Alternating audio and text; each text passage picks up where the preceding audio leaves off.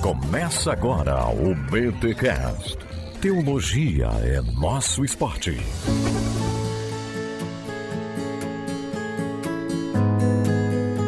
Muito bem. Começa mais um BTcast, de número 509. Eu sou o Rodrigo Bibo e a melhor tradução é aquela que faz eu entender a palavra de Deus. Ou não? Meu nome é Marcelo Betti e eu concordo parcialmente com João Ferreira de Almeida, porque eu acredito que a escritura pode ser revista e atualizada, mas jamais revista e corrigida. Gente, muito bom. Eu sou o Paulo On, Deus falou na língua dos homens, alguém escreveu e agora a gente tem essa batata quente nas mãos. Podia ter uma continuação, hein? Paulo? Não, deixa a continuação pro podcast. Meu nome é Guilherme Nunes e eu acho que poderíamos tirar o final longo de Marcos e João 8 das nossas traduções. Tu é maluco. Tu começa o podcast assim, mano. Tu tá... Não, aí ô, Gui. É que o Gui é novo aqui, gente. Ele ainda não sabe o problema que vai dar depois pra mim. Mas eu quero dizer que eu concordo. O presbiteriano tem que sair aqui. O presbiteriano saiu do grupo. Vou fazer essa ressalva aqui, galera. O Paulo On, ele tá aqui pra dar a opinião dele. Ele né, como é que é, Paulo? Tem que ter uma observação assim, né? A opinião dos demais colegas representa apenas a opinião dos colegas e tal. Tem que ter aquelas observações, assim, né? Pro Paulo não ficar, né? Tem que garantir aí, né, Paulo? Eu não me responsabilizo nem pelo que eu falo, imagine pelos outros. Olha aí, viu? Então você, por favor, né? O Paulo aqui tá ajudando a gente. Galera, olha esse time reunido aqui neste BTcast para falarmos sobre tradução bíblica, fundamentalismo textual. Calma, não se assusta com esse termo. Você vai perceber que ele é muito importante nós discutirmos e você vai entender plenamente. Mas sempre surge essa pergunta na tradução. Essa tradução é boa? Eu tô com 3 aqui. E eles, quando abrem caixinha no Instagram, sempre tem essa questão de grego, hebraico, a melhor tradução.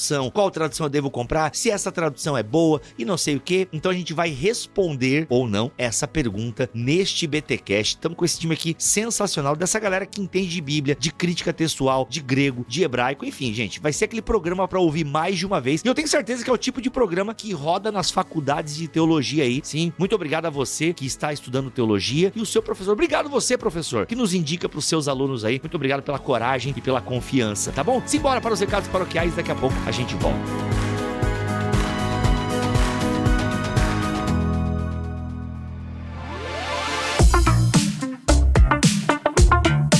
E nos recados paroquiais dessa semana, galera, é o seguinte: eu, Cacau Marques e Guilherme Nunes faremos uma super live no dia 27 de junho. Dia 27 de junho, eu, Cacau Marques e Guilherme Nunes estaremos fazendo uma live sobre ser cheio do Espírito Santo. Para você ter acesso a esta live, que é gratuita, mas você precisa entrar no nosso grupo no WhatsApp. Bibo, tem que entrar no grupo do WhatsApp? Sim. Lá você vai receber o link para esta live, eu, Cacau Marques e Guilherme Nunes, falando sobre ser cheio do Espírito Santo. E também, quem entrar lá no grupo vai ganhar um e-book que eu preparei falando sobre a compreensão do pentecostalismo clássico acerca do falar em língua. Sim, eu peguei a maior denominação do Brasil pentecostal, que é a Assembleia de Deus, e como que a Assembleia de Deus, ou seja, que representa o pentecostalismo clássico, como eles entendem o falar em línguas. Então eu preparei esse e-book para vocês, que vai ser disponibilizado lá no grupo, tá bom? Lá no grupo que você vai entrar, tem um link para você entrar nesse grupo do WhatsApp. Eu tô lá no grupo também, a gente vai trocar uma ideia também nesse grupo, beleza? Então dia 27 de junho, nós vamos ter essa super live, onde nós vamos falar sobre ser cheio do Espírito Santo. Eu espero vocês nesse grupo, tá bom? Espero vocês nesse grupo, porque a gente vai disponibilizar material exclusivo lá, além do link para esta live, beleza? Aguardo vocês então nessa super live. É isso. E já digo também, se você quer estudar teologia com essa galera do Bibotalk, vem ser aluno da Escola Bibotalk de Teologia, o nosso curso que é livre, ok? É um curso livre. O pessoal pergunta, Bibo, tem certificado? Podemos fazer um certificado para você, ou a própria Hotmart gera um certificado, mas às vezes algumas pessoas fazem alguns cursos e precisam de horas complementares. A gente pode providenciar um certificado para você, até para você provar essas horas complementares. Mas ele é um curso livre, organizado aqui pela Escola Bibotalk de Teologia, a escola do Bibotalk, com a turma do Bibotalk. Então, se você quer aprender teologia de forma mais organizada, o que eu quero dizer com isso? Aqui no BTcast, a gente lança episódio toda semana, e episódio bom, de qualidade, como esse que você vai ouvir agora. Entretanto, a gente lança assuntos diversos, enfim, espalhados. Lá na EBT você vai ter vários módulos divididos e tal, então você, vou agora estudar sobre Deus, vai ter aulas lá sobre Deus. Nossa, relação fé e ciência, vai ter lá aulas sobre fé e ciência. Espiritualidade cristã, e aí você tem lá os módulos, tipo uma Netflix da teologia. E, gente, tá muito barato por tudo que a gente tá entregando lá, fora que a gente vai entregar ainda esse ano, pelo menos mais 3 módulos ainda esse ano, então, sério. Vem ser aluno da Escola Bibotalk de Teologia. O link também está aqui na descrição deste podcast, em bibotalk.com ou no YouTube. No Spotify, pessoal, já tentamos, já mudamos as coisas, simplesmente não sabemos por quê. No Spotify, os nossos links não vão. Então, peço essa gentileza de você ou entrar no YouTube, aqui no BTcast 509, ou em bibotalk.com, e lá na descrição teremos os links. Se você está ouvindo este podcast antes do dia 24 de junho, eu espero vocês no BTD, que vai rolar em Fortaleza agora dia 24 de junho, tá bom? Dia 24 de junho ainda temos vagas para você frequentar esse BTD aqui de Fortaleza. Bibo, não sou de Fortaleza, poxa, que pena. Então, em Florianópolis, no dia 8 de julho, em Florianópolis, BTD lá. O link também tá aqui na descrição deste episódio em bibotalk.com ou YouTube, tá bom? O YouTube do Bibotalk. Bibo, também não mora em Floripa e é meio longe pra mim. Então se organiza com viagem, com hotel, porque no dia 16 de setembro teremos o BTD original, que vai acontecer em São Paulo, no dia 16 de setembro. Eu, Cacau Marques, Guilherme Nunes, Karim Bomilcar, Marco Teles, vamos estar lá falando sobre espiritualidade para uma sociedade cansada no dia 16 de setembro de 2023. Eu espero vocês, então, em um destes BTDs. Os links estão aqui na postagem.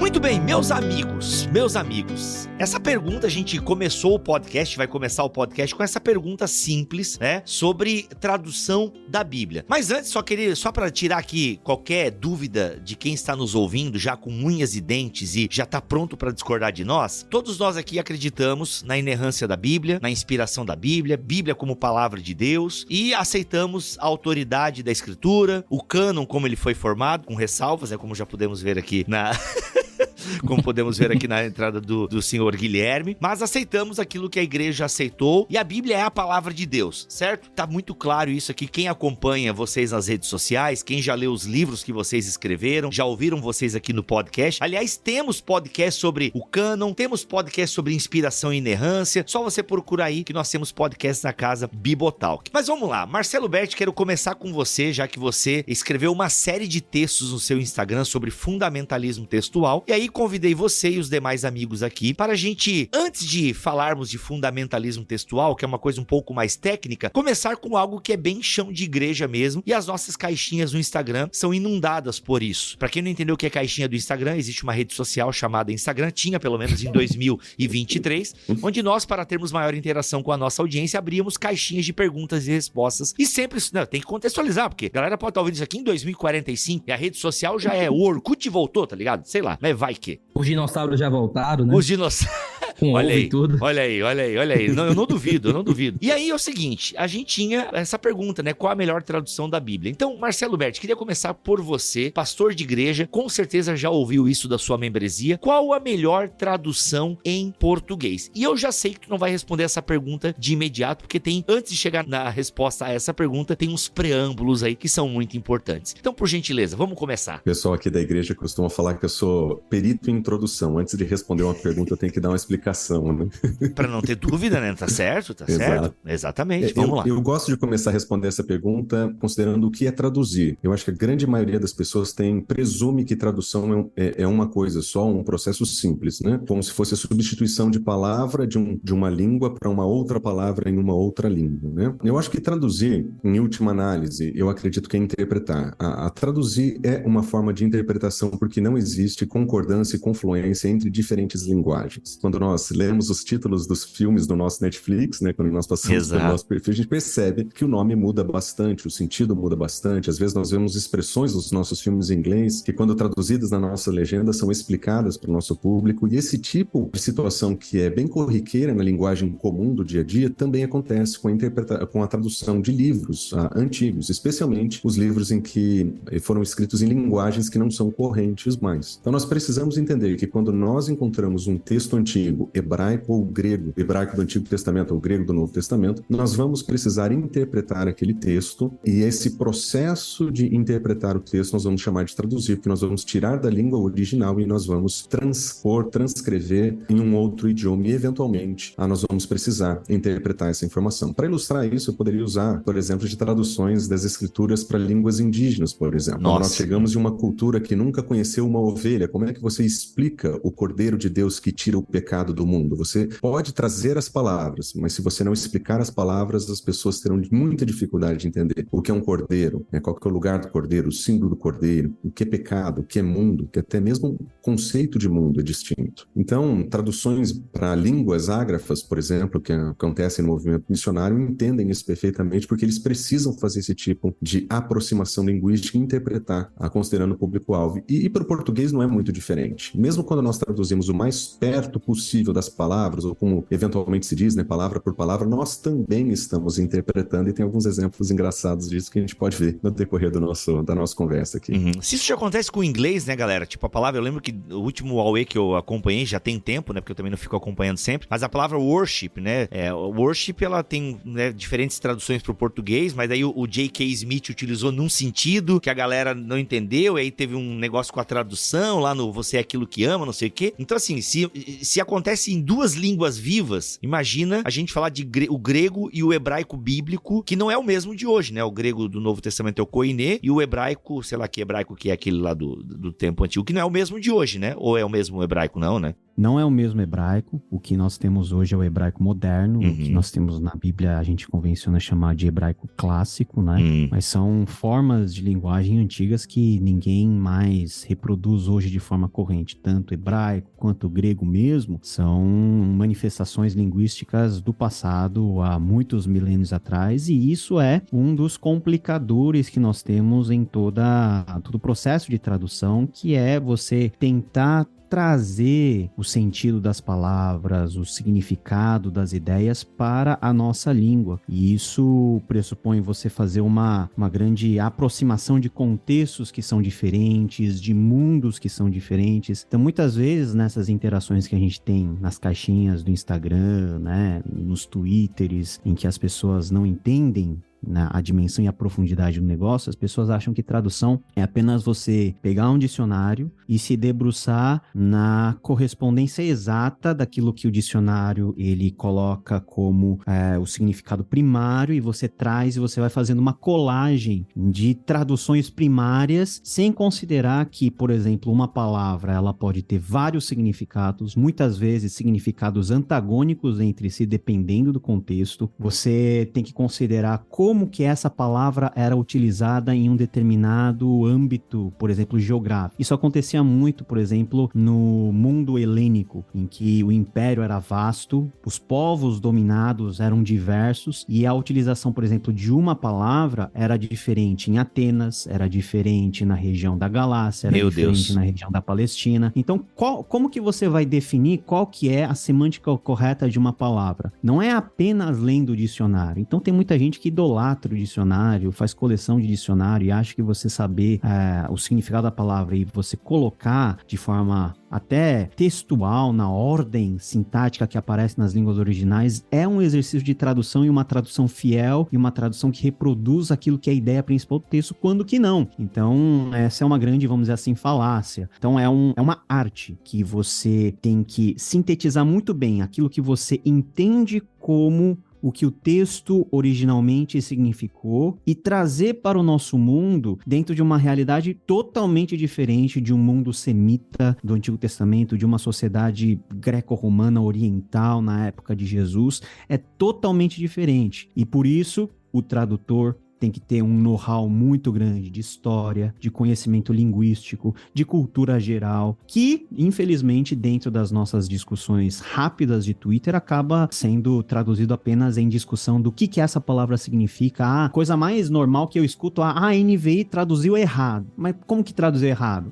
Porque hamartia é pecado, mas pecado é errar o alvo. Sabe? Começa a girar nessas questões bem rasas de definição, de semântica, de etimologia, e você não acerta nessas discussões aquilo que é o core da questão, né? O que aquilo significa dentro do contexto e etc. Então, a gente precisa, e esse podcast é muito importante para que os nossos ouvintes tenham essa visão mais aprofundada de que todas as nossas traduções têm um trabalho muito sério, não apenas num serviço amador de você fazer correspondência de significados lexicográficos ou de dicionário, mas é um processo de digerir mesmo o texto original e você oferecer em língua portuguesa algo que nós, como brasileiros falantes da língua portuguesa, podemos hoje entender. O que amanhã pode ser diferente, porque a língua também tem essa dinâmica de mudar. Esse é um detalhe interessante aí que o Paulo citou, é que às vezes a pessoa estudante, quem está começando a pensar sobre o assunto, ele usa ferramentas que são hoje disponibilizadas gratuitamente. E, cara, é uma maravilha que essas ferramentas são disponibilizadas, né? Mas frequentemente o dicionário mais comumente usado é aquele do Strong's. Então, alguém pegou aquele dicionário antigo que fazia uma definição das palavras baseada no uso da King James e eventualmente traduziu isso para o português, ou alguém traduziu com o Google Translator para tentar usar nas suas pesquisas e tal. O Strong's, ele era um avanço tecnológico gigantesco para o período em que ele foi escrito, e ele fez algo que é impressionante, especialmente na versão revisada que aparece em várias dessas ferramentas. Ele organiza baseado em quantidade de vezes. Então, por exemplo, uma palavra, ela foi traduzida muitas vezes com sentido, por exemplo, logos foi traduzido muitas vezes como word, ou palavra. Então ele coloca, primeiro é word, e então todos os outros possíveis significados para aquela palavra, baseado em quantidade de uso naquela tradução. O iniciante que não conhece esse detalhe, ele entende que a primeira palavra que o dicionário oferece é o sentido literal. Ele fala, não,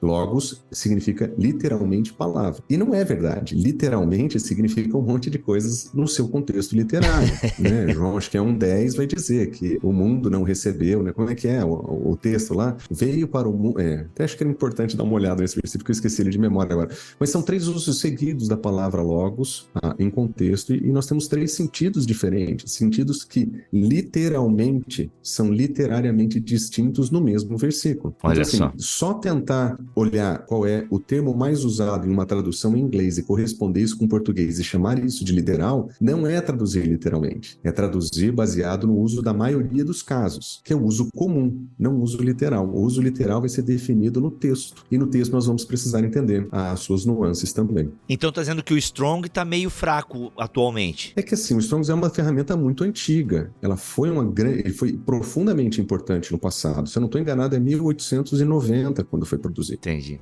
E são livros que caíram em domínio público e acabaram sendo importados para as ferramentas que são gratuitas. O que é ótimo, que serve como uma referência. Eu usei muito.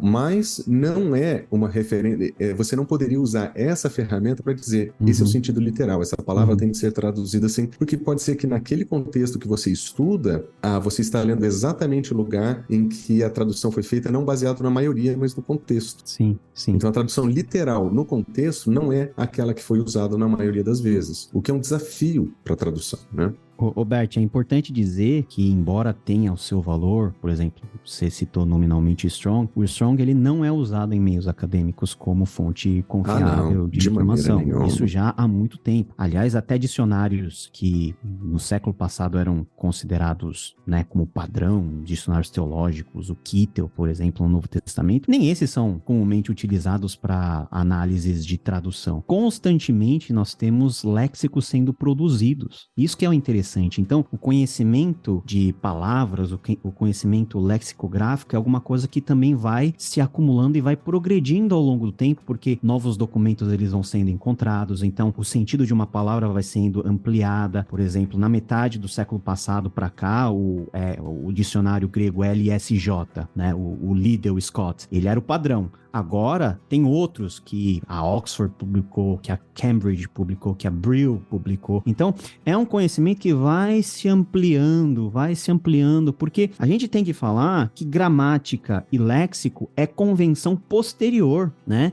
As pessoas, quando nós estamos falando aqui, né, de forma normal, a gente não está pensando em categorias gramaticais. Vão pegar tudo que a gente produziu, que a gente escreveu, e depois vão tentar entender quais que eram as interações entre as palavras, as relações sintáticas, o significado, e aí sim, a gramática ela é sistematizada a posteriori. Então, a gente tem todo um estudo que vai progredindo ao longo do tempo, e por isso a gente tem que ter noção disso. Então, pegar um instrumento antigo e jogar aqui para uma discussão mais atual, onde certas categorias já caducaram no uso, é complicado quando nós falamos academicamente. Lógico que para um uso devocional, o Strong ajuda, porque ele não vai falar alguma coisa totalmente distante, mas para um estudo mais aprofundado e para nós falarmos e emitirmos opinião, até de forma, em termos de autoridade, a gente precisa estar baseado em ferramentas atuais que refletem o estudo da arte hoje, para a gente não cair em falar coisas indevidas e produzir um conhecimento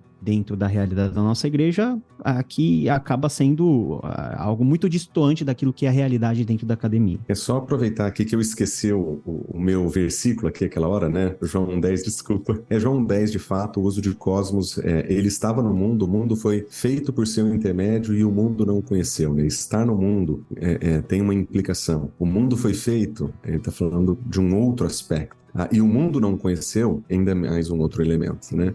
O mundo é onde ele está, é o lugar onde nós estamos, aquilo que foi criado é o universo, mas são as pessoas que não o conhecem, não o ambiente. Então são 3 usos literais do termo que têm sentidos literários no mesmo versículo, né? Então essas nuances que eu mencionei. Se eu fosse resumir assim o que foi dito, esse resumo é como eu gosto de falar para os meus alunos. Para mim, a melhor tradução é aquela que menos se parece com a tradução. Aquela que menos tenta dar uma ideia de algum texto mais arcaico ou tentar ser literal, palavra por palavra. É aquela que quando você lê, quando você escuta, você sente o impacto da mensagem como se fosse na sua própria língua. E é por isso que eu digo para os meus alunos que tradução é uma espécie de milagre, porque pegar os efeitos de uma linguagem que está num contexto, no outro tempo, transferir para o impacto que ela tem que ter na tua vida, no outro tempo e tal, isso é um processo que natural, mas que eu poderia naturalmente chamar também de milagre. Assim, a tradução ela é complexa. E aí, resumindo o que os meus amigos falaram, não existe como transferir de forma idêntica uma mensagem de um idioma para o outro. Nós precisamos usar a palavra equivalente. É aí onde entra a ideia de que muitos já ouviram, equivalência formal e equivalência dinâmica ou funcional.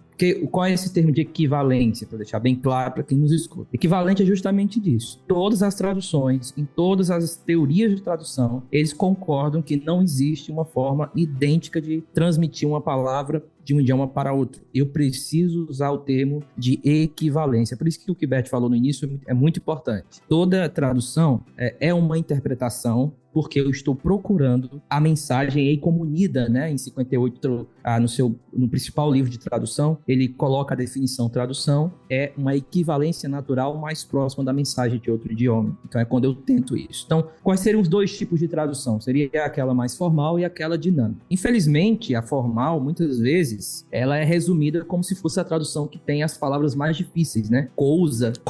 Cheio de mesóclises.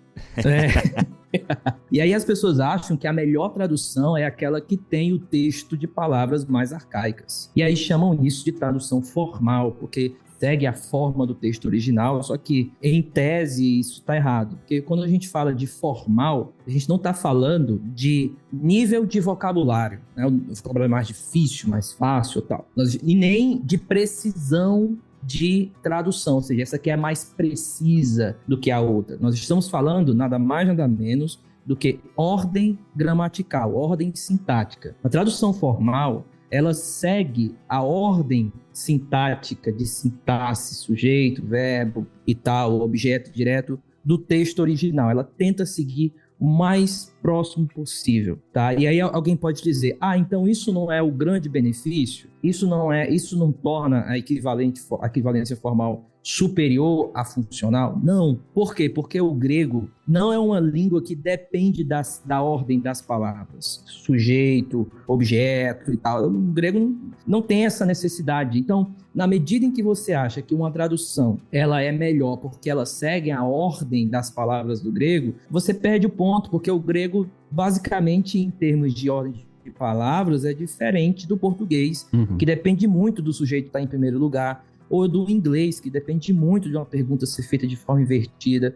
O grego não tem isso. Então, esse mito de que a tradução formal ela é superior à de equivalência funcional ou dinâmica, ela não se sustenta por conta disso. Uma outra coisa, quando nós estamos buscando, então, uma tradução, nós não estamos buscando, basicamente, traduzir palavra por palavra. Nós estamos buscando fazer o quê? Traduzir o sentido da sentença, o sentido da frase. Então, eu não posso achar que se eu tiver, por exemplo, se eu tiver um tijolinho aqui, outro tijolinho, outro tijolinho, outro tijolinho, tudo solto, aquilo para mim não significa nada. Se eu não olhar aquilo como um muro primeiro, eu não entendo qual a função dos tijolos. Então, o que é que eu quero dizer? Não adianta eu ler palavra por palavra. Eu preciso entender o sentido total daquela sentença, que é o que a equivalência funcional ou dinâmica fazem. Elas pegam o sentido da sentença como um todo e aí tentam o equivalente no sentido da sentença mais próximo possível. O que é que eu quero... Qual é meus 10 centavos aqui para essa introdução? É de que quando a gente está falando sobre teoria de tradução, nós precisamos derrubar o mito de que traduções de linguagens mais antigas e mais arcaicas, ou em termos mais teóricos, porque segue a ordem do grego, são melhores. Não é isso. Não funciona assim. Existem traduções formais que, de fato, elas vão servir para algumas coisas. Elas vão ser melhores para algum estudo. Alguém prefere melhor dessa forma, mas não significa que ela tenha um cunho superior à dinâmica. Se fosse colocar em termos de superioridade, talvez a dinâmica ou a funcional, ela estaria em primeiro lugar porque ela se preocupa com esse sentido geral da mensagem. Com a ideia, eu poderia dizer, Gui, traduzir a ideia, tipo assim, às vezes eu falo isso, né, que a boa tradução é aquela que reproduz a ideia do texto. Perfeito. Então, você está usando palavra mais difícil, palavra mais fácil, não é esse o ponto, mas se está trazendo a ideia do texto. E eu lembro que, por exemplo, a NTLH sempre foi muito criticada, a nova tradução na linguagem de hoje, né, e vocês aí, com certeza, já lidaram com isso, né, porque NTLH não sei o quê, porque não traduz o termo justificado. Mas a opção que ela faz, na minha opinião de leigo, e aqui, por favor, me corrijam se eu estiver extremamente errado. Tipo assim, eu não lembro, aceito por Deus, acho que ela coloca, né? Assim, diminui, esvazia um pouco, sim, mas não tá errado, não é, meu Deus, que absurdo, está mudando a palavra de Deus. Então, assim, eu nem conversa que eu tive já, né, como leigo e conversando com outros leigos, enfim, eu meio que usava essa ideia, gente, mas a ideia do texto está sendo preservada. A gente tem que cuidar porque a gente já vai muito com sistemática, não, tem que estar justificação aqui. E aí eu já leio a partir de Lutero, entendeu? Não, calma, mas a ideia preservou a ideia. E outra, quem não tem nenhum contato com teologia, com história da igreja, ele vai entender a ideia de justificação, pelo menos num primeiro passo, né? Não tá numa direção, na minha opinião, totalmente oposta, tipo, não, cara, isso aqui tá desvirtuando o texto. Não sei, né? Esse caso específico, assim. Eu acho que é porque as pessoas, às vezes, confundem muito usar uma tradução com fazer teologia. Então, às vezes, elas procuram numa tradução todo um sistema teológico pronto, enquanto a tradução, muitas vezes, vai trabalhar com questões mais gerais, ou então optar até por uma interpretação mais ambígua, para poder deixar a opção para quem está interpretando. Então, isso que você falou é muito interessante, porque quando o Nida, que é um dos principais teóricos cristãos, podemos dizer assim, da tradução, ele vai desenvolver o seu método, que é um método de estrutura profunda, ele vai dizer o seguinte, olha, eu vou tentar fazer com que eu tenha uma sentença mais básica possível que explique o texto na outra língua. Então, quando ele traduzia, por exemplo, a fundação do mundo lá em Efésios, ele colocava de lado, Deus criou o mundo, ou Deus cria o mundo. Isso é o mais básico. Qualquer pessoa que lê Fundação do Mundo pode gerar toda uma teologia em cima disso. Mas o mais básico do básico é Deus criou o mundo, ou Deus cria o mundo. é isso que a tradução nesse nível mais básico vai estar se preocupando. A formulação teológica vai estar na mente do tradutor, obviamente, com todo o contexto e tal, mas a procura imediata é esse nível mais básico. Então eu diria assim, qual a melhor tradução para mim? É aquela que se parece menos com uma tradução, é aquela que procura trazer para mim, na minha linguagem, no meu contexto, na minha forma de entender, melhor aquele texto. Não fica me levando para vocabulários difíceis ou alguma coisa assim mais arcaica para tentar me mostrar que eu estou lendo uma tradução mais fiel. Então, eu iria por aí.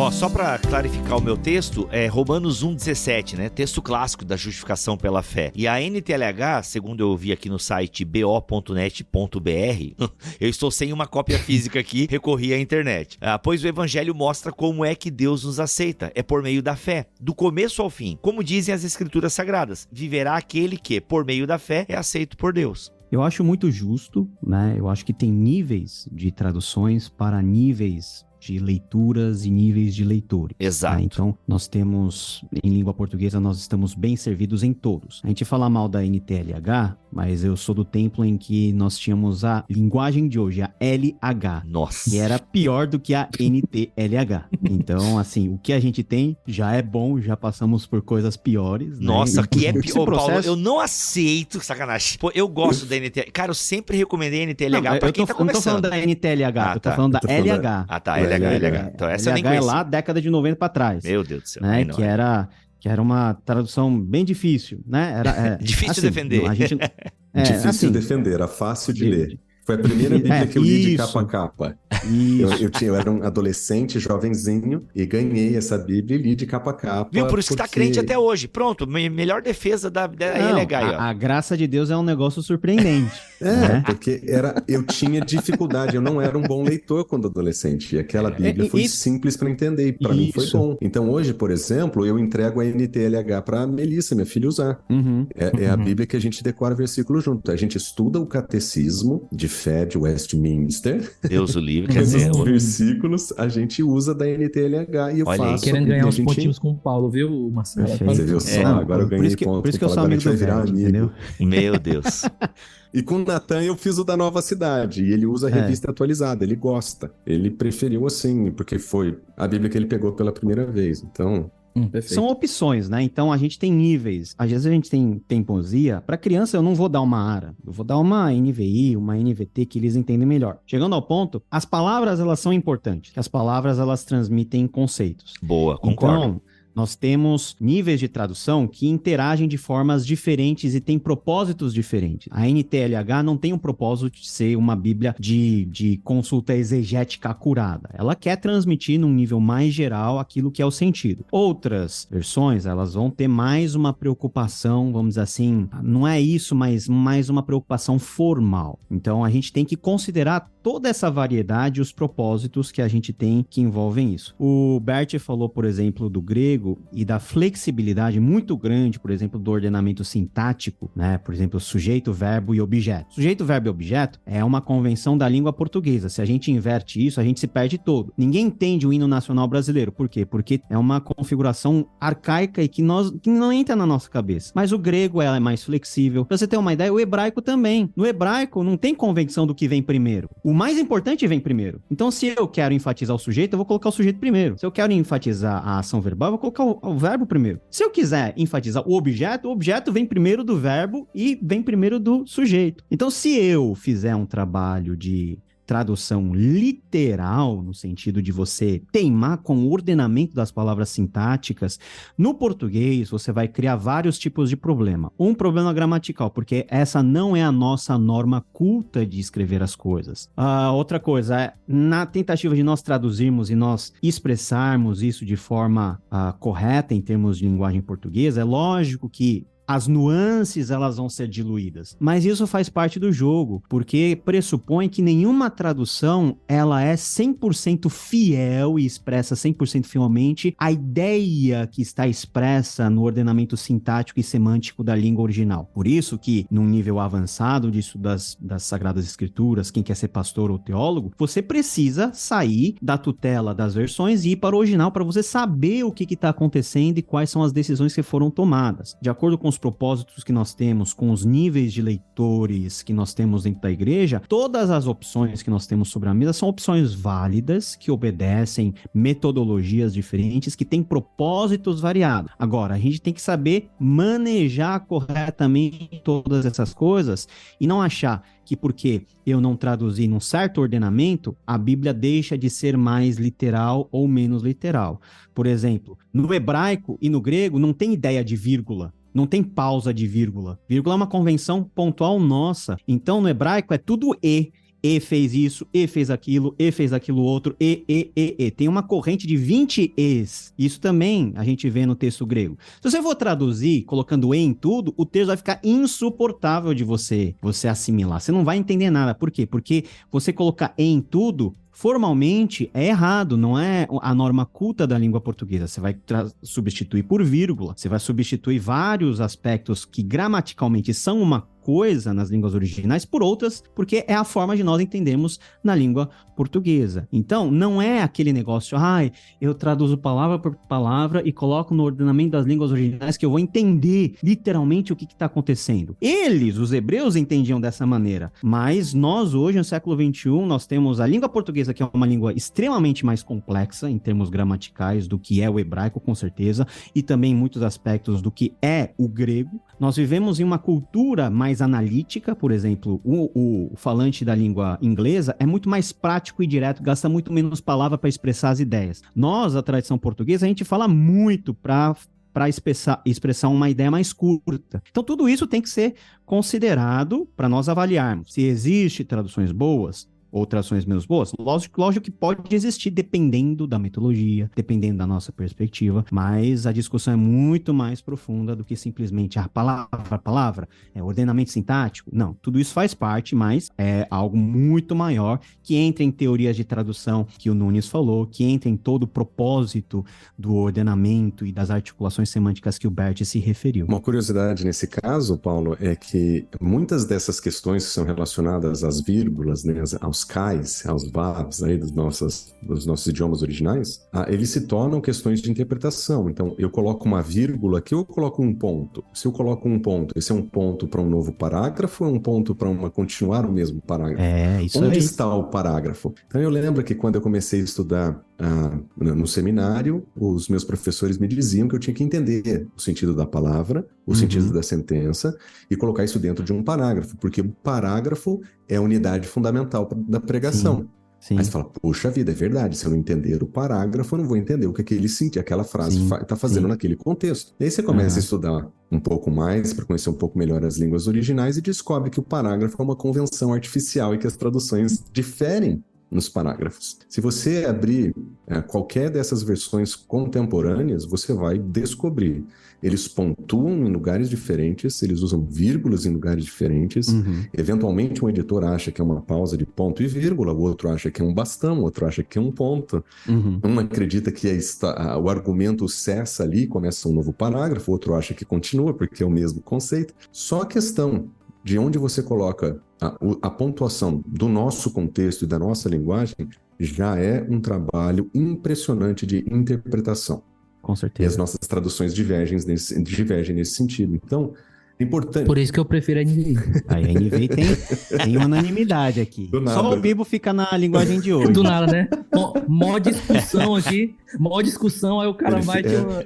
Prefiro a NVI, né? Bom, pai. Não, mas é legal, Gui, tu chegar de supetão com a NVI aí, até porque depois, eu não sei se o Marcelo Bert pode contar pra nós algumas coisas de bastidores aí de algo que tá acontecendo, né? Se puder contar, seria legal. Mas vamos lá, a NVI, ela é uma tradução que já tem, sei lá, a que nós temos, ela deve ter mais de 20 anos, sou meio perdido com isso, mas eu acho que tem mais de 20 anos a NVI, e eu lembro que eu cheguei à fé em 99, e sempre ouvi que tem uma turma aí que diz que as novas traduções não são boas, não são fiéis aos originais? Que essa é a pergunta do nosso episódio, né? Qual é a melhor tradução? Já estamos respondendo há 1 hora essa pergunta, espero que você tenha prestado atenção. Mas agora vem esse lado. Gente, mas eu já ouvi, e de várias postagens na internet, de blogs e textos e vídeos no YouTube, de que a NVI, ela não é uma boa tradução. NVI, NVT, essas traduções modernas, elas não são fiéis aos originais. Gente, eu queria entender se essa crítica tem fundamento. Aliás, isso também eu já vi nas caixinhas de perguntas de vocês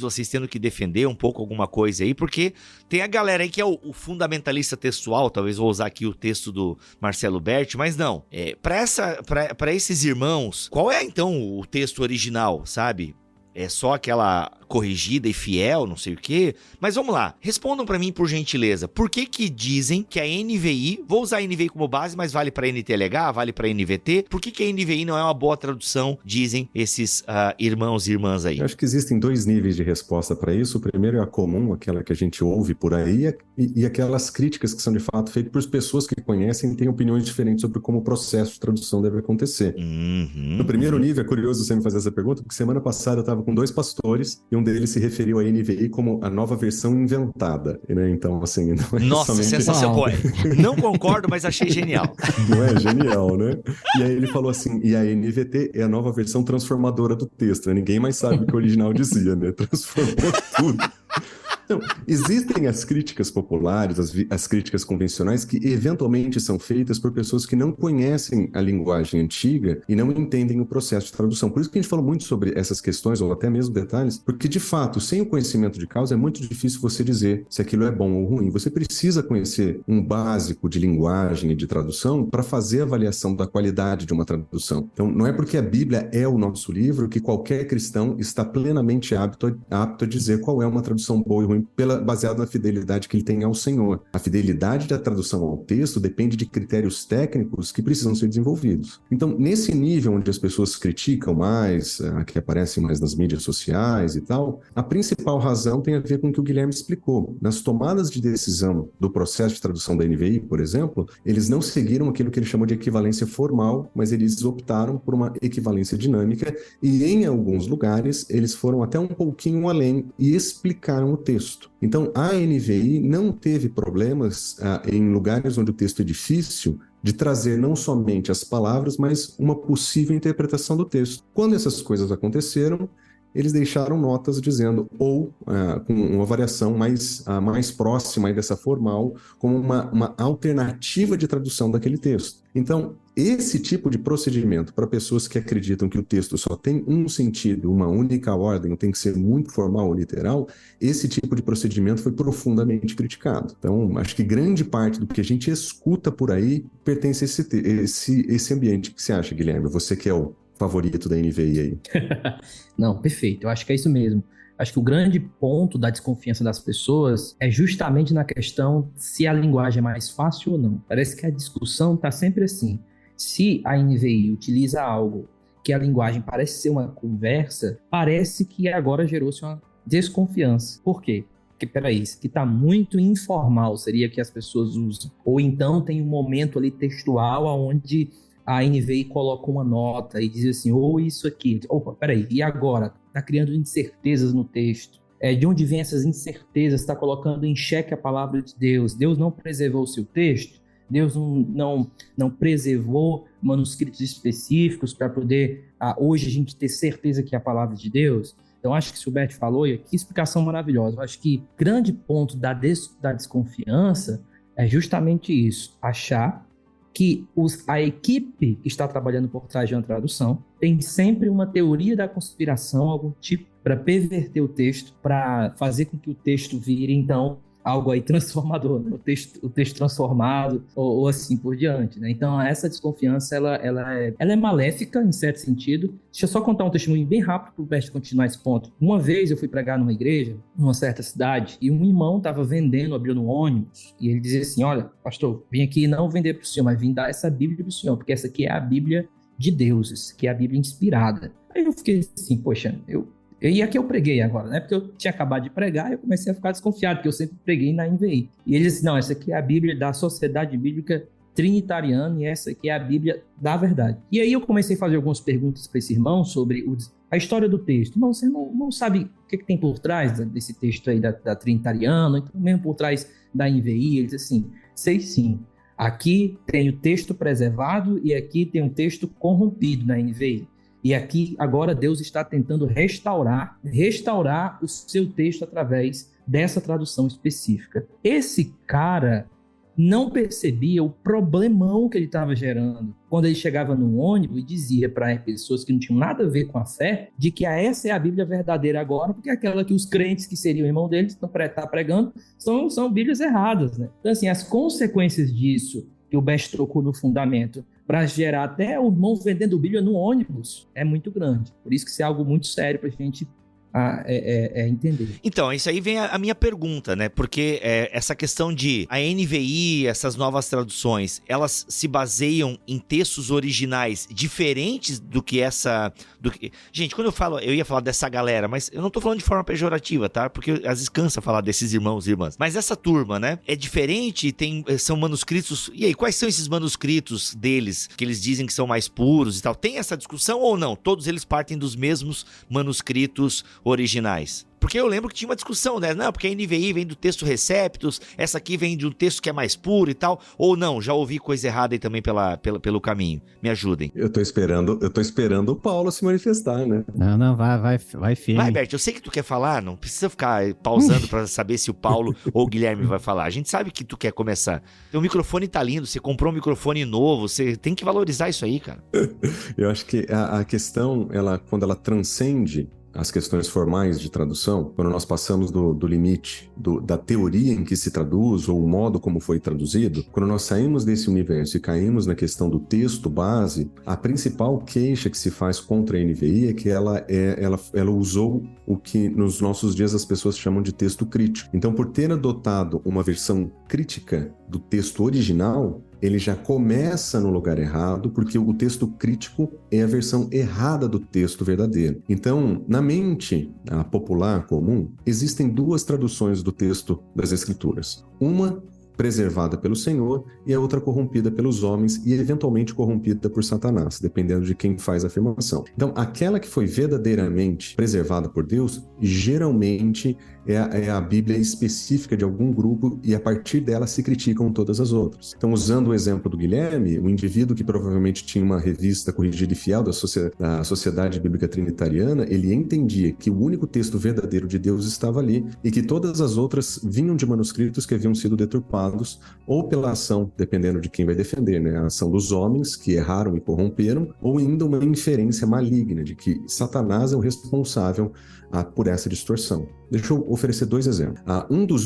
Os dois exemplos que eu vou citar pertencem a esse grupo mais extremo, de pessoas que acreditam numa invasão satânica, a uma presença satânica no processo da transmissão e da preservação do texto. Existe um grupo chamado Bibliologia Confessional, que são teólogos e às vezes tradutores reformados, vários deles de origem presbiteriana, do qual Jeff Riddle é o principal representante. E ele apresenta a seguinte teoria: existe uma única Bíblia verdadeira. Essa única Bíblia verdadeira é aquela do texto maçorético e aquela do texto recebido. Essas duas combinações que representam um texto verdadeiro, que é muito parecido com a Sociedade Bíblica Trinitariana. Mas acho que o principal diferencial é que eles vão dizer o seguinte: todas as outras traduções que não seguem esses textos, não precisa ser uma tradução específica, mas que sigam esses textos, são traduções que são advindas da ação satânica. No livro Por que eu ainda prego do texto recebido, vários autores colocam na sua defesa do texto recebido a seguinte afirmação: nós não usamos, por exemplo, a ESV, porque ela vem de um manuscrito corrompido, ou de manuscritos que são corrompidos, e elas são bíblias que pertencem a Satanás. Então, aquela Bíblia que seria a nossa NVI, que nós usaríamos em português, ela seria uma Bíblia não verdadeira, mas, na verdade, fruto da ação satânica dentro da comunidade, e aí as comunidades que usam essa escritura estão em erro. Então, esse é um caso bem extremado, um pouco diferente de outros casos que eu poderia citar. Por exemplo, no caso da Sociedade Bíblica Trinitariana, eles não vão nessa direção. Eles preferem dizer o seguinte: existe um texto preservado, nós acreditamos que a providência divina está somente nesses textos e nós usamos somente esses textos,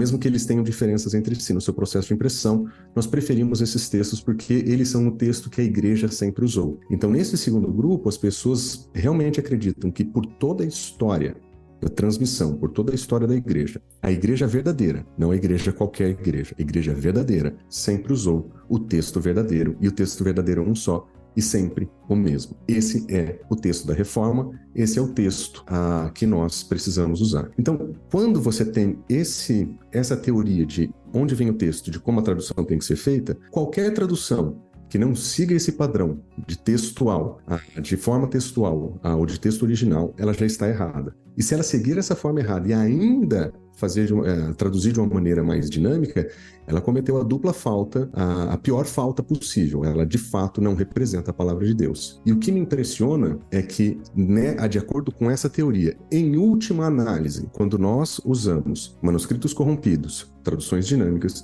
nós conseguimos a façanha de fazer Deus silente. Deus não pode falar se ele não estiver sendo lido através daquele texto que vem daqueles manuscritos e que foi feito a partir daquela tradução, daquele tipo, método de tradução. Então, a bíblica satânica consegue calar a voz de Deus na leitura.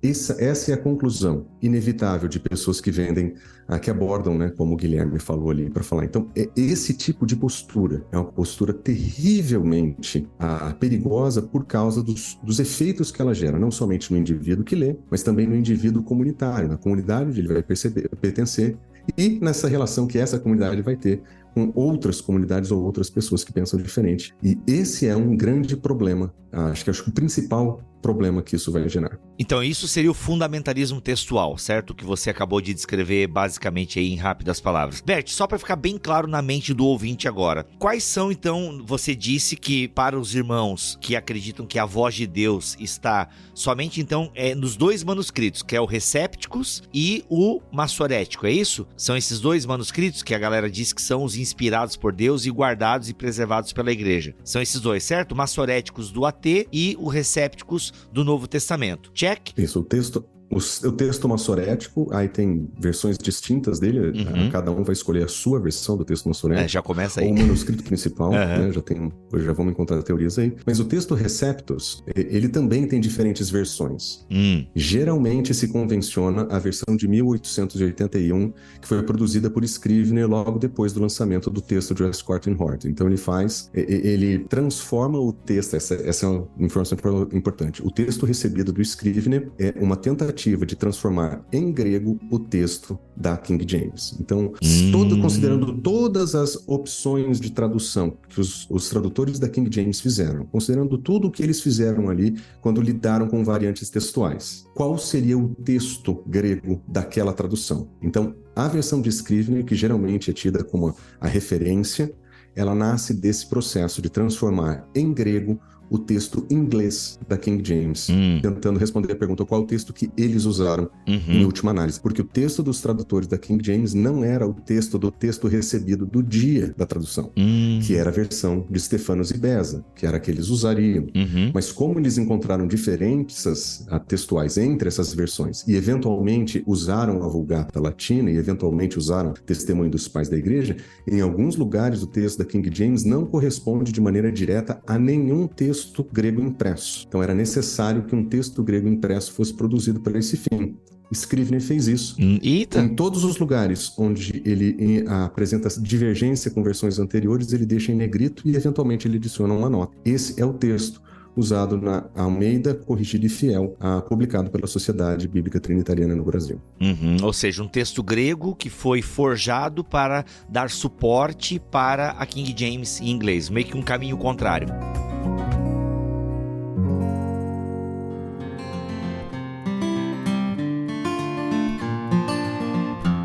Mas vamos lá, então a gente tem o Massorético, o Receptus, que eu falo errado, eu já percebi, mas é isso aí, e que é o recebido, posso chamar de texto recebido então, né? Aí o que acontece? E aí quais são então quais são os outros conjuntos de textos que surgiram então depois e que dá base para NVI, pra gente ficar só numa tradução aqui? O que é? O texto crítico, que daí já é um outro compilado de textos da Bíblia Sagrada, é isso que a galera não aceita, é chamado de texto crítico? Ou tem outro nome, como é que é?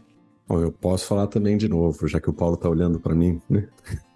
É que eles estão só te observando, é que eles vão atrás de ti, entendeu, Bert? Então vai lá, pode falar, não tem problema. Depois eles fazem complementos aí. É que ele fala tão bonito, cara, que eu não consigo me expressar. Cara, é verdade. Não, é verdade, não. O Bert, ele dá uma intimidada, porque ele tem... Primeiro que ele já é um cara grande, né? O cara tem um armário, parece um guarda-roupa.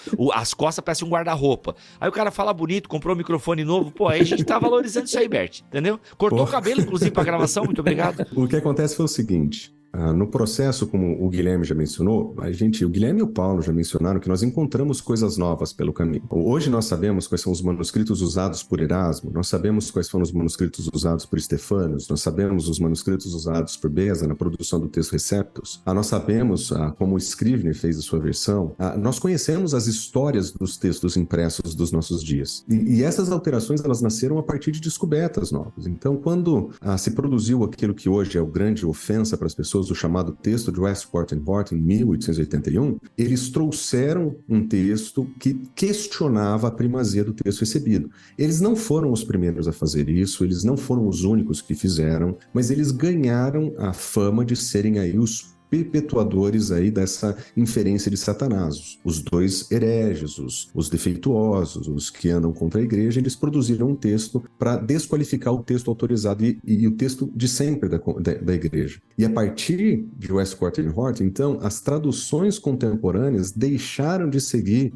o chamado texto recebido ou texto tradicional. E essa ruptura que nasceu ali há já bastante tempo, ela não caminhou de maneira monolítica. Ninguém volta para o texto de Westcott and Hort hoje, nem para a teoria de Westcott and Hort hoje, para fazer uma tradução ou estabelecimento de um texto. O que acontece é que, desde então, a crítica textual, o estudo crítico e histórico do texto desenvolveu a partir de algumas coisas que aconteceram. Primeira, descoberta de novo material. Então, na década de 60, quando a UBS publicou a terceira edição do chamado texto crítico, publicado pela UBS, nós tínhamos pela primeira vez a implementação dos principais manuscritos encontrados dentro do nosso aparato. Isso aconteceu na década de 60. Essa é uma alteração importante porque os papiros eram muito mais antigos que os documentos usados por Westcott and Hort anos antes. E desde então nós tivemos, além de descoberta de novos documentos, nós tivemos o desenvolvimento da teoria que lida com as diferenças entre os manuscritos. Então, da mesma maneira que existem diferentes teorias para como o texto é traduzido, existem diferentes teorias para como o texto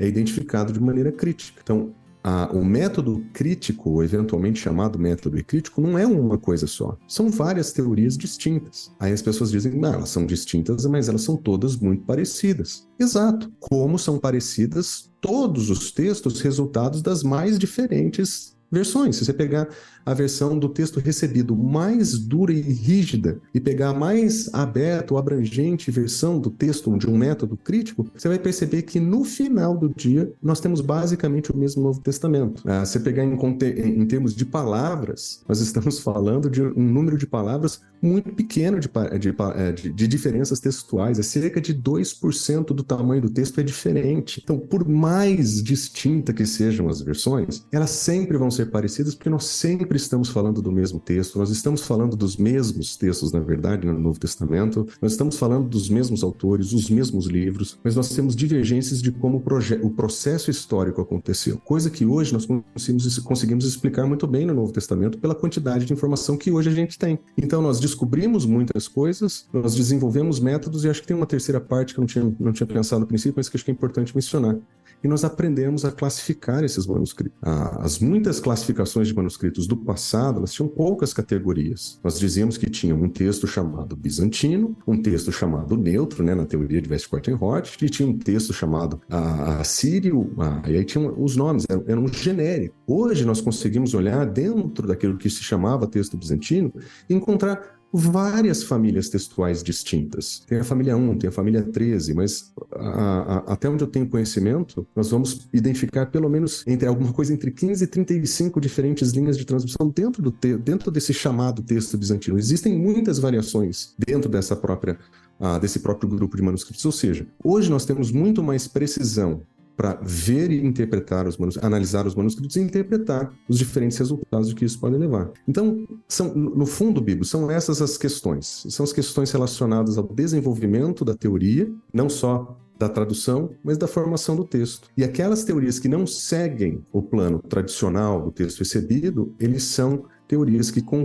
são contrárias à voz de Deus na história. E é por isso que existe tanta implicação com esses textos, com a NVI, por exemplo, no Brasil. É importante a gente perceber algo aí dos fundamentos. Eu fico pensando, uma pessoa mais leiga, né, vendo tudo isso, e ela pensando o seguinte, beleza, tem um lado que diz que um certo grupo de texto foi o que Deus preservou. Será que isso não seria o mais simples? Deus preservar um grupo de texto, em vez de a gente estar tentando pegar vários textos para poder criar teorias e, a partir dessas teorias, chegar ao texto original? Porque, a partir disso, quem está criando essas teorias são homens. Então, homens eles estão criando teorias para poder juntar vários textos, para poder dizer para nós o que seria original. É mais fácil a gente dizer que tal grupo de textos ou que tal tradição textual foi a que Deus preservou e a gente não ficar batendo cabeça com essas questões aí, técnicas de qual é o texto original. Eu acho que isso é até plausível para alguém, seria mais confortável para alguém. Mas o que padece aí é justamente um fundamento, vou usar essa palavra, que seja realmente plausível, histórico e bíblico.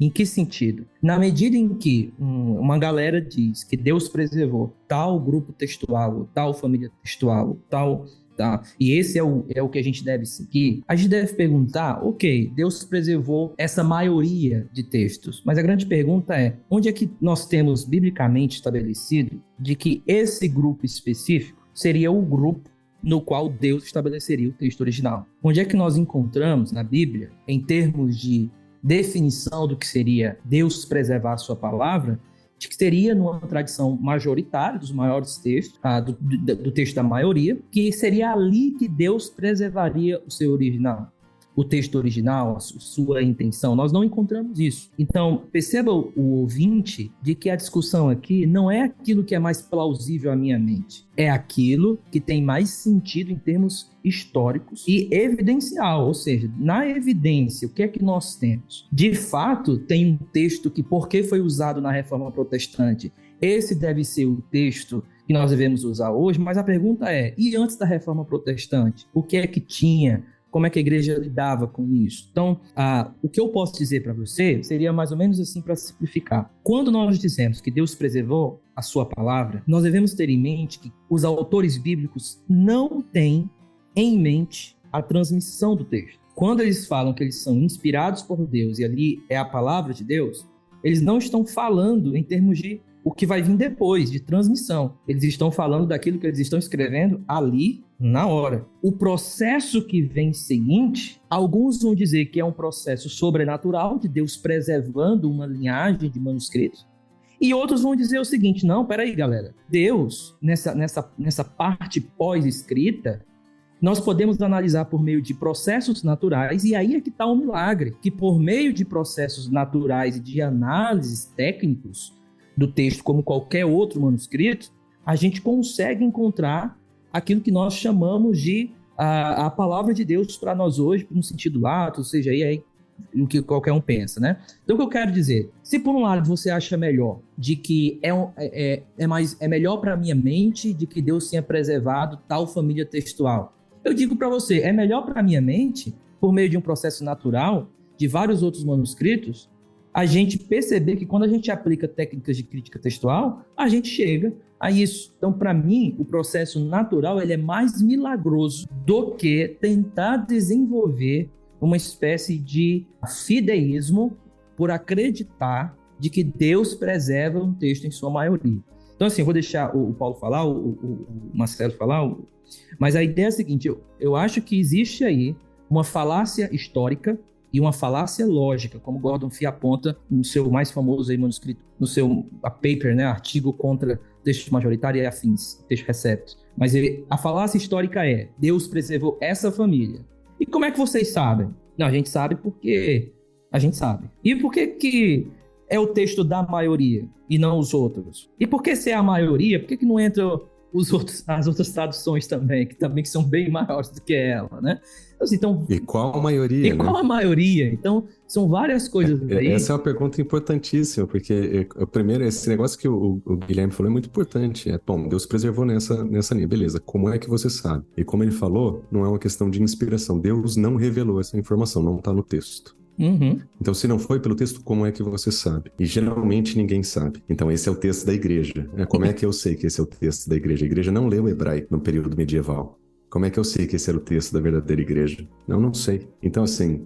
Perfeito. Uau. Se a gente for condensar tudo isso numa só proposição, nós temos muito mais uma defesa ideológica e subjetiva àquilo que se reputa como o texto fiel ou aquele que é o não corrompido, do que evidências mais objetivas, né? E nesse sentido fica até algo paradoxal a gente como protestante, né? Porque a crítica textual ela é feita nas mais diversas famílias do cristianismo, não é um exercício só protestante, até porque os maiores editores, muitos deles são católicos, foram cardeais, então tem pessoal da Igreja Romana que está em peso nesse processo. Então, nós defendermos uma proposição dizendo que tal grupo de manuscritos é o não corrompido, é o perfeito, e nos ancorando em opiniões históricas e no uso histórico que foi feito ao longo do tempo, a gente cai num mesmo tipo de erro que a gente tanto combate em relação ao próprio catolicismo romano, que é dar um peso excessivo a uma tradição, porque isso é uma tradição, é uma opinião formada ao longo do tempo que consolida uma convicção que vira uma convicção teológica. Em nenhum lugar das escrituras nós temos uma definição de manuscrito, porque a escritura ela foi formada na hora, ela não faz um juízo posterior a si mesmo, porque aí seria um absurdo isso ter acontecido, porque seria uma emenda posterior que Deus vai vaticinar sobre aquilo que ele revelou.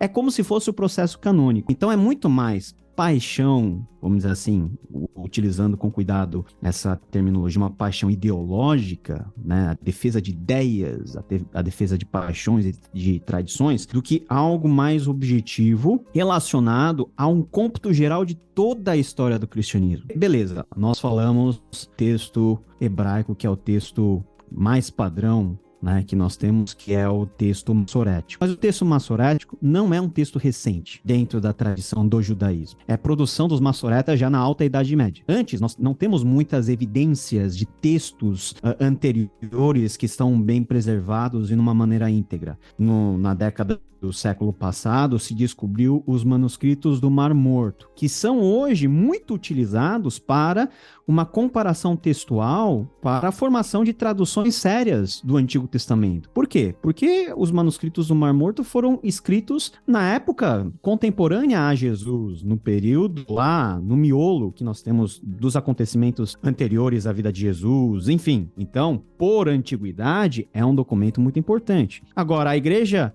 recebe o Antigo Testamento em hebraico, ela começa a produzir material em grego, porque é a língua corrente, mas existe uma série de outras versões contemporâneas, né, até a própria edição, né, até os próprios manuscritos gregos, que são traduções muito importantes que são pouco consideradas, as tradições da família siríaca, copta, etíope, que são tradições também muito antigas. Fora que, né, o Bert e o Nunes, eles tocaram nesse assunto, a gente tem como padrão dentro do protestantismo, colocar uma linha de corte muito rígida na reforma protestante, naquilo que, por exemplo, Erasmo produziu, naquilo que foi base para a tradução de Lutero, enfim, etc, etc, etc. Mas a igreja, antes do século XVI, era a igreja, e era a igreja católica que, sem divisão, né, fora a cisão oriental, era uma igreja universal.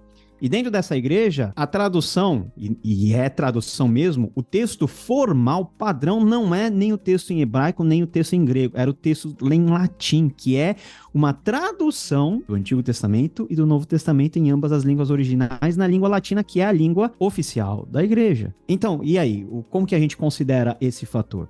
Mas tem anteriormente, né, antes do século VI, V, a igreja falava em grego. Então tem os testemunhos de todos os pais apostólicos. Mas os pais apostólicos, eles não vão citar ipsis literis iguais em todas as referências que eles fazem do Antigo Testamento comparados entre si. Eles têm famílias de manuscritos diferentes disponíveis, os mais diversos lugares do mundo mediterrâneo da época. Então, o caldo é muito mais complexo, pessoal. A gente tem essa discussão porque seria muito fácil, né, Deus ter um texto e esse texto ser xerocopiado, né, ser divulgado em PDF para todas as pessoas, aí a gente não teria erro. Mas nós não vivíamos numa época assim. Tem processos manuais de cópia que podem gerar alguns tipos de erros, e esses erros não são, na maioria das vezes, intencionais. Não, eu quero corromper o texto, né? Eu fui dominado por Satanás e eu vou transformar Deus em Satanás. Não, para você ter uma ideia, são erros e diferenças onde um traço faz toda a diferença. O cocô de um mosquito pode ter danificado coisas, né?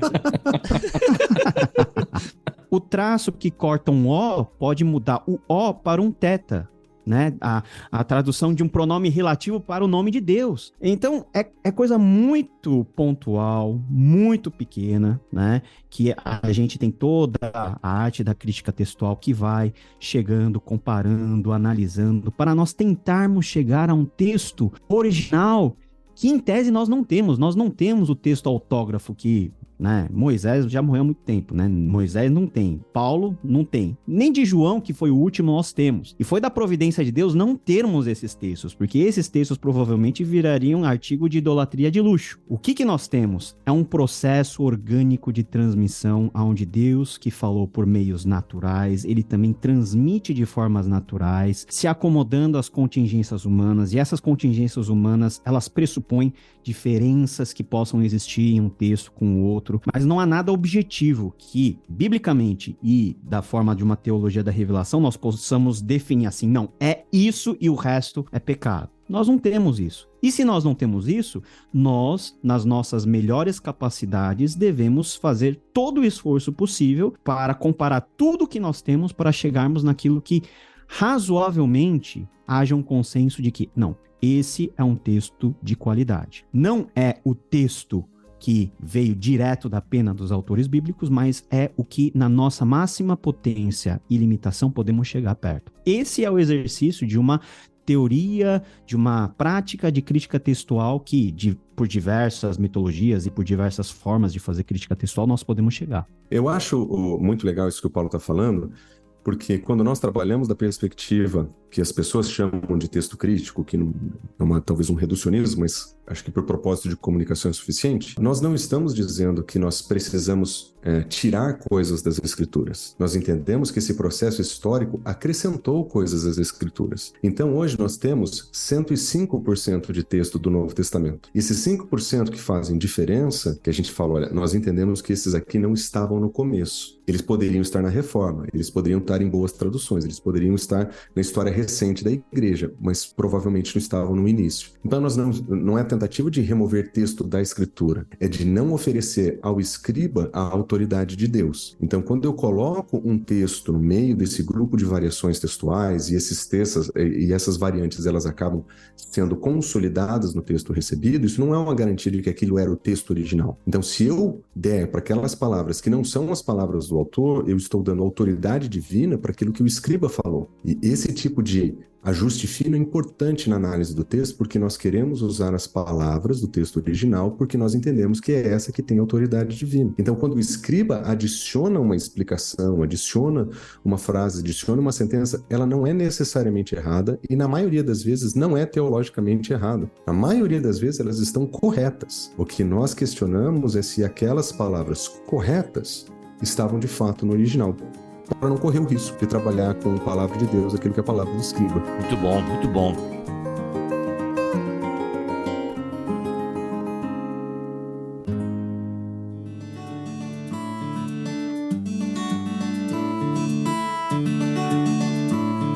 Gente, olha só, tem muito mais coisas para se falar sobre esse tema, como sempre, né? Todo o BTcast é apenas introdutório. Aliás, vou combinar ao vivo aqui com o Marcelo Berti, que a gente vai continuar essa conversa num BTcast M, né? Exclusivo para os mantenedores. Aliás, tem um episódio com o Marcelo Berti sensacional sobre divórcio, exclusivo para os mantenedores. Então você que é mantenedor do Bibotalk, tá? Você tem acesso a esse episódio, recebeu por e-mail e também tá lá no grupo do Telegram. Se não viu, passou batido, manda um e-mail para contato@bibotalk.com que a Camila Priscila te manda o link aí da nossa playlist com tudo que tem para os mantenedores do Bibotalk. Mas tem muito mais coisas aqui, gente, muito legal. Mas, em resumo, podemos dizer que as nossas traduções, elas são boas, né? Elas são boas.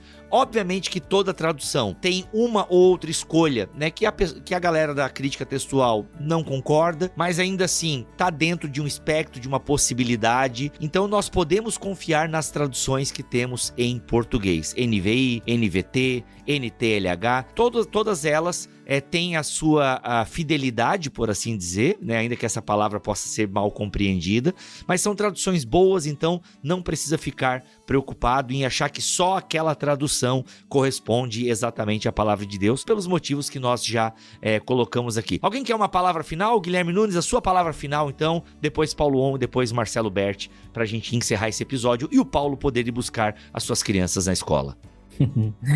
Minha dica para quem tá ouvindo tudo isso é a seguinte: na hora que você for fazer um estudo bíblico, tenha mais de uma tradução na sua mesa. Então, boa. Hoje as traduções, nós falamos no início lá sobre tradução de equivalência formal, dinâmica, mas hoje isso está bem mais complexo. Às vezes, dentro até de uma funcional, a pessoa utiliza um pouquinho algo mais, até de uma paráfrase, ou como o Bert falou muito bem, que às vezes a tradução mesmo escolhe explicar o texto, escolhe tomar uma decisão teológica mais forte ali. Então a melhor coisa que você pode fazer é, num estudo bíblico que você está fazendo em casa, compara essas traduções, pega ela, cada uma ali, e eu tenho certeza que isso vai te ajudar no aprofundamento teológico. Quanto às discussões mais teóricas que nós tivemos aqui, o que você precisa ficar em mente é o seguinte: boa parte daqueles que querem demonizar uma tradução, eles estão reagindo a alguma coisa em termos históricos. Eles estão com medo de alguma coisa. E, geralmente esse medo é o medo do liberalismo teológico. Eu acredito que já tem até um PTcast aqui sobre isso, né? Sobre fundamentalismo, essa história do fundamentalismo americano. Você pode procurar. Mas assim, geralmente é um medo contra o liberalismo, a heresia. E observe sempre isso. Todas as vezes que você está reagindo a algo, você corre o grande perigo de ir para um extremo. E esse cuidado é que você deve ter. Cuidado para que quando você não escute tudo isso sobre alguma teoria, como o rapaz que estava vendendo Bíblia no ônibus falando aquelas coisas, você não acabe no extremo e aí se torne um militante cego de algo que você não compreende muito bem. A melhor coisa que você deve fazer é amar as traduções que nós temos e comprar uma NVI. Tô brincando.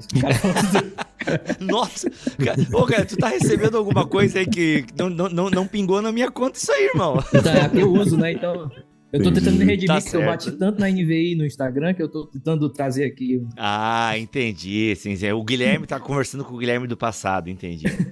Legal. O que eu gostaria de dizer, e essa realmente é a pergunta que eu mais recebo: qual que é a melhor tradução? Eu já fiz vídeo no meu canal sobre isso, todo mundo tem uma opinião meio que formada a esse respeito, mas em primeiro lugar, a melhor tradução é aquela que você lê e entende, né? Independente da forma. As traduções que nós temos na língua portuguesa, pessoal, são muito boas.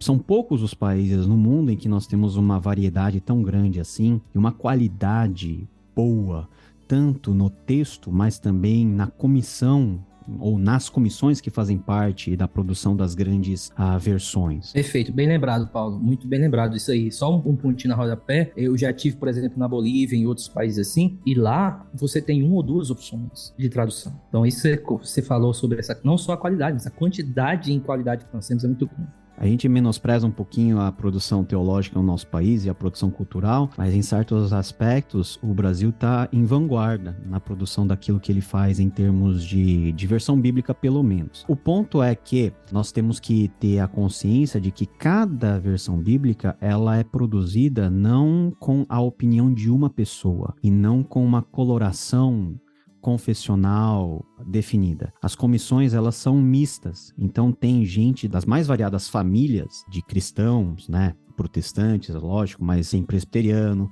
tem os nossos primos batistas, tem todo mundo lá representado e que, junto, dentro de um trabalho exegético, dividido em Antigo Testamento e Novo Testamento, tem as traduções, tem as revisões exegéticas, tem as revisões de estilo, tem um processo complexo que dura anos, pessoal, para traduzir uma Bíblia completa. Então, vale a pena você confiar, confie nas comissões, confie nas versões que nós temos e escolha, além do trabalho do que o Guilherme falou, de comparação, é muito bom você ter aquela Bíblia que você ama, que você entende, que tem as suas marcas, que acompanha a sua jornada, que você pode ler e você não precisa procurar no dicionário em língua portuguesa, porque esse é um dos maiores problemas. O problema aqui não é grego e hebraico, é ter versão tão difícil que você tem que procurar no Aurélio o que significa aquela palavra. Então, para cortar e para evitar estresse, escolha uma boa versão, uma linguagem contemporânea. Se você quiser manter a sua tradição de uma ARA, de uma ARC, lê junto. Usa junto, porque isso vai mais enriquecer. Todas as opções que nós temos, feitas com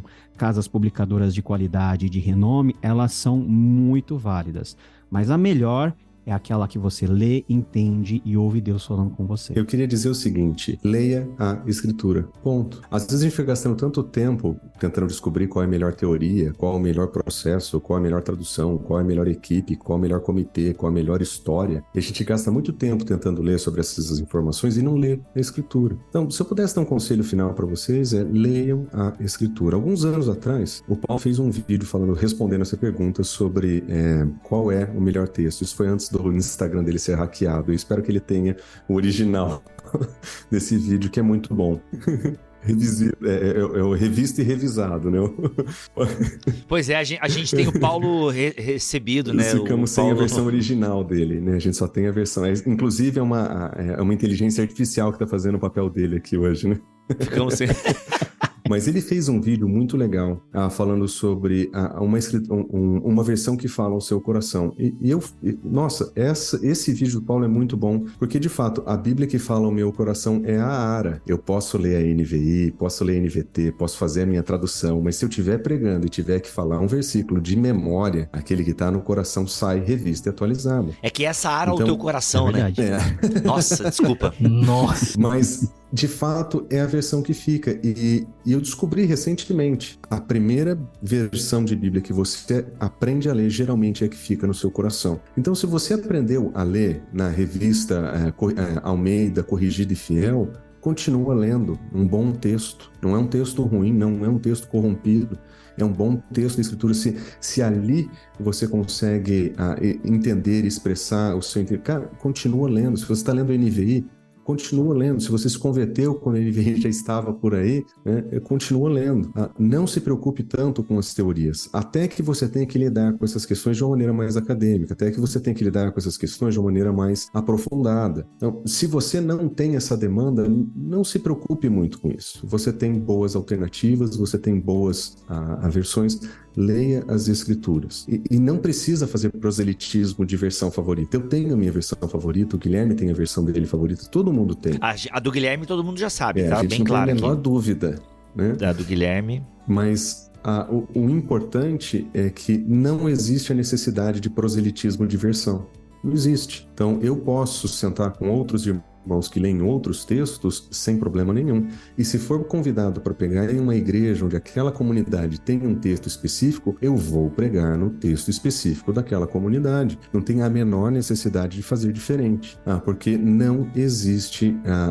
nós não precisamos de proselitismo de versões, porque nós entendemos que todas as versões são muito boas e todas elas têm suas limitações. E se eu sentar como aquele que faz o julgamento das versões, eu vou discordar em parte de todas, porque em alguns lugares eu teria traduzido de uma outra forma, e graças a Deus por isso. E talvez todo mundo que está aqui hoje conversando tenha divergência de opinião com todas as traduções que nós elogiamos hoje, porque nós vamos ter essas opiniões diferentes, mas eu não sou o juiz dessas coisas, eu não sou o árbitro dessas coisas. Quando eu falo que ali está melhor ou pior, eu faço isso baseado num julgamento de informações que eu tenho, de um preparo que eu tive, de um estudo que eu realizei e que eu faria diferente. Mas eu posso também estar errado e posso mudar de ideia amanhã. Então, eu já discordei da NVI no passado e já concordei com ela no presente. Eu percebi que a análise, a primeira que eu tinha feito, não tinha aprofundado o necessário para entender os dilemas da tradução. E eu mudei de opinião. Isso pode acontecer.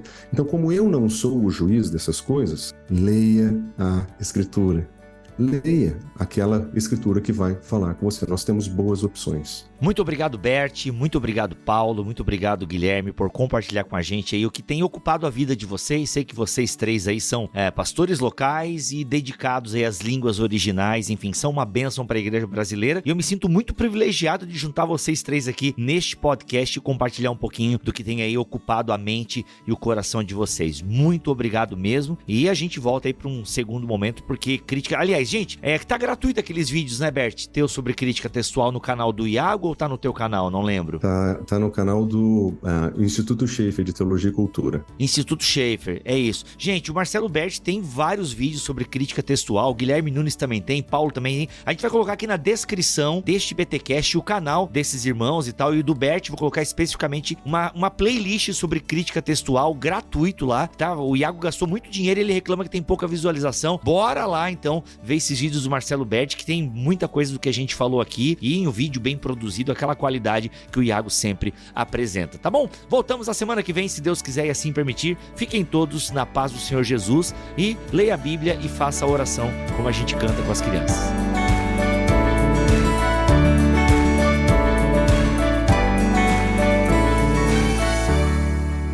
Este podcast foi editado por Bibotalk Produções.